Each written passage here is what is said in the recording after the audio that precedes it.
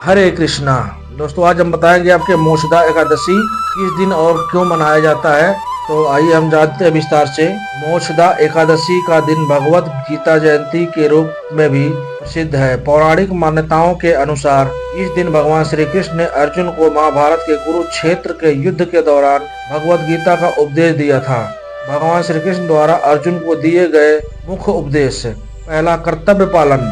श्री कृष्ण ने समझाया कि अपने कर्तव्य का पालन करना ही मनुष्य का सबसे बड़ा धर्म है। उन्होंने कहा कि अपने धर्म का पालन करते हुए मनुष्य को मरना भी पड़े, परंतु दूसरे का धर्म अपनाना नहीं ठीक है।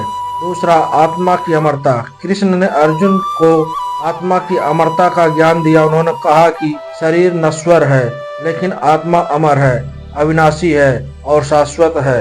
दूसरा, निष्काम योग। श्री कृष्ण ने अर्जुन को कहा, हे अर्जुन, कर्म करने की प्रेरणा दी, लेकिन फल की इच्छा किए बिना। उन्होंने कहा कि तुम्हारा अधिकार केवल कर्म करने पर है, उसके फल पर नहीं।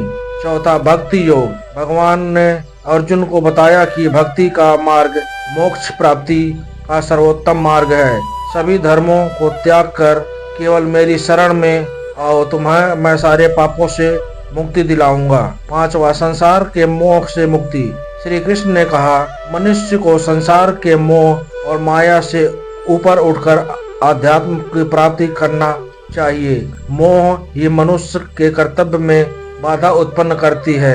छठा, धैर्य और आत्मविश्वास। हे अर्जुन, निराश और संकोच में देखकर भगवान ने उन्हें साहस और आत्मबल प्रदान किया। सातवां, संपूर्ण सृष्टि का स्वरूप। भगवान ने अर्जुन को अपना विश्व रूप का दर्शन दिखाकर स्पष्ट किया कि वे ही सृष्टि के रचयिता, पालनकर्ता और संहारक हैं, संपूर्ण जगत के वासुदेव हैं।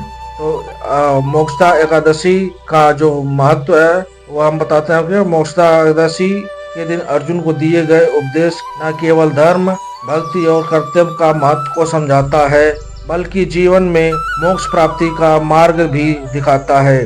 भगवत गीता के ज्ञान को इस दिन पढ़ने से, समझने से व्यक्ति को आत्मज्ञान, शांति और मोक्ष की प्राप्ति होती है।